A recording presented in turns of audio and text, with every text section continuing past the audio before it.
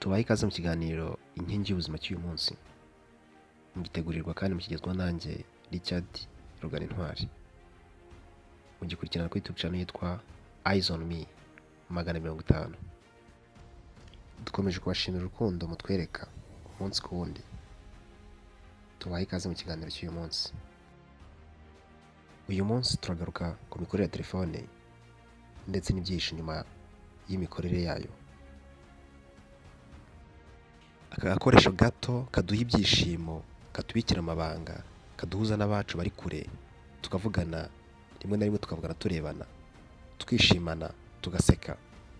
Ikibura cyonyine ni ugukoranaho. Katubikira amafoto, amavideo, ubukwe n'ibindi byinshi bitandukanye. Kaduhesha akazi nubwo rimwe na rimwe katwirukanisha mu kazi, ariko uyu munsi katwirengagiza ibibi byacyo. Reka tuvuge ibyinshi byiza byazo kurusha ibibi, kubera ko iyo utayifite usa nkaho ubaye ubuzima butuzuye. Ntiwatinya kuvuga ko ari ubuzima bw'igice. Inganda nyinshi zimwe na zimwe zagiye zikora amatelefone atandukanye yo mu bwoko butandukanye, zagiye zidukabiriza inzozi. Rimwe na rimwe twumvaga bidashoboka kuvugana n'umuntu uri kantarange, uri mu mahanga iyo za kure, mukavugana nkaho muri kumwe, ukamubwira ijambo cyangwa ukamubaza ikibazo akagusubiza ako kanya nkaho nta ntera iri hagati yawe nawe. Nubwo bwose badukabirije inzozi, bakatugeza ku byishimo byacu, bakaduhishira amabanga kandi batajya bamena, ariko bo babigezeho mu buryo bugoye. Telefone yabaye mugenzi wacu, inshuti magara. Turagendana aho tugiye hose, uyikoraho buri kanya, urayikanda ikagucanira, ikakumurikira, ndetse ikanakubaha. Ibyo uyisabye byose irabiguha nk'uko wabisabye. Yabaye mugenzi wacu. Abahanga bavuga ko nibura ku munsi umuntu akora kuri telefone ye inshuro zirenga 150. Buri mwaka telefone miliyari na miliyoni 800 zirenga ziragurishwa. Telefone yabaye imwe mu yindi si dutuyemo, dukoresha, tugendamo, dutumanaho, turiraho, tuboneraho akazi. Buri kimwe cyose cyabaye telefone. Ni inshuti, ni umuryango, ni umuturanyi, ni bosi wacu. Rimwe na rimwe abantu bakoreshwa ibyiza byinshi na telefone, tutibagiwe ko hari abandi benshi bakoreshwa ibibi nazo bitewe n'uko bazikoresheje. Kugeza ubu igihugu cy'Ubushinwa kiza ku mwanya wa mbere mu bihugu bikora amatelefone menshi ku isi. Telefone nyinshi uzabona ku masoko cyangwa se abantu batunze ziba zarakorewe mu Bushinwa.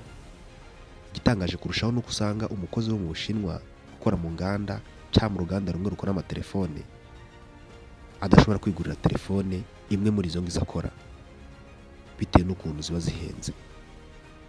Rimwe na rimwe abaturage benshi baciriritse cyangwa se bakennye bo mu bihugu bitandukanye byo muri Afurika bashobora kuba batunze amatelefone twita ko ahenze cyangwa se aya smartphone.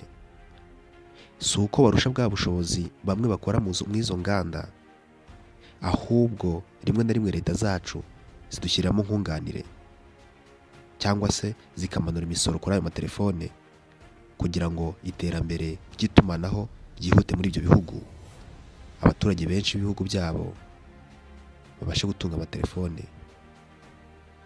Smartphone. Izi smartphone byonyine ugiye kubara agaciro k'ikirahuri kiba cyagiye hejuru kuri telefone yacu, iki twita touch,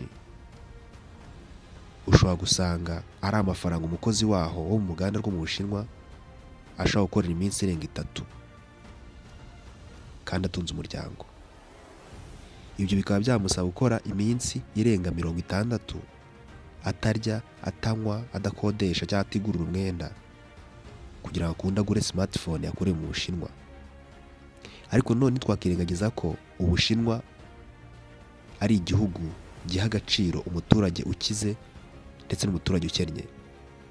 Ibi bisobanuye ko iyo ugiye ufite igicuruzwa ushaka kukibaha ngo bagihindure igicuruzwa gishyashya wabahaye igishaje, bishobora gutwara amafaranga menshi kurushayo wagura ikindi gicuruzwa gishyashya bene cya kindi wabashyiriye gishaje. Ariko none bisobanuye ko niba ukeneye igicuruzwa gishaje ukibona, wakenera igihendutse nacyo ukakibona. Ba bandi nabo b'abakire cyangwa bafite ubushobozi burenze, iyo bakeneye ibicuruzwa bihenze cyane kandi biramba bya originale, bashobora kubibona ariko ku mafaranga, ku giciro gihanitse. Akenshi tuzi ko Ubushinwa bukora ibicuruzwa bya pirate cyangwa se bitaramba, ariko mu by'ukuri siko biri. Kubera ko Ubushinwa ni kimwe mu bihugu bikora ibicuruzwa byinshi bitandukanye bifite garanti zitandukanye, wanabishaka baguha igicuruzwa cyangwa se telefone ishobora kumara iminota 5 ikaba irangije garanti.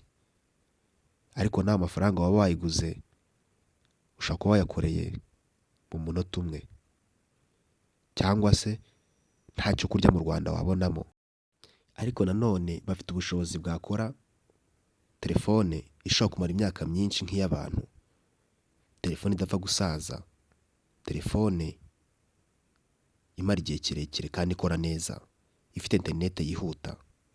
Ni ukuvuga ngo telefone imwe twita originale ariko nanone ihenze. Inzira zose za smartphone zinyura mu Bushinwa. Iki cyonyine kiremeza ko Ubushinwa ari kimwe mu bihugu bifatiye runini hafi isi yose mu bijyanye na telefone nini kandi zigezweho, utibagiwe n'amatelefoni mato aya twita gatushe.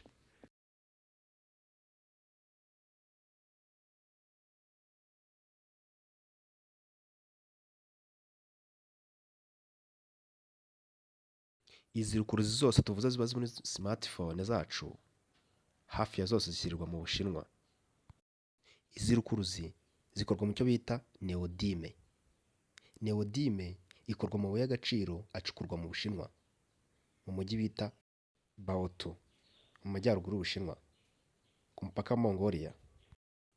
97% bya neodime ziba mu matelefone yacu dukoresha hano ku isi bituruka muri aka gace bita Baotou mu Bushinwa. Aha byahise bituma inganda zikora neodime ziyongera cyane mu Bushinwa. Birumvikana byatanze akazi, byaguye ubucuruzi, byarushijeho gutuma amatelefone agurishwa kandi akorwa cyane ku bwinshi. Ariko nanone uruganda rukora neodime rukora Baotou rwazanye byinshi bibi, kubera ko abaturage icyo gihe benshi bapfaga bari munsi y'imyaka 40. Ingaruka z'urwo ruganda, imyuka mibi, ibyanda bamena hafi aho, n'izindi ngaruka zose muzi z'inganda. Ibihumbi bisaga 600 by'imyanda byamerwaga mu kiyaga kiri hafi aho ngaho. Abaturage benshi barimutse, hasigaye amatongo. Ibi ngibi byose si uko leta y'Ubushinwa itabizi, ahubwo yabirengeje ingohe, yarabyirengagije bitewe n'inyungu uruganda cyangwa se izinganda zitandukanye zikora neodime zikorera muri aka gace bita Baotou, uwari umujyi wabaye amatongo. Inyungu zitanga ziha leta ndetse n'imisoro bayikuramo. Ikiganiro cyitwa Inkingi y'Ubuzima. Njyewe ukibategura nkanakibagezaho nitwa Richard Ruganintwali. Tubashimiye urukundo mukomeje kutugaragariza, tunabasaba gukomeza gukora share hirya no hino, ndetse inyunganizi zanyu ni umusanzu ukomeye. Hasta la vista, Imana ibahe umugisha.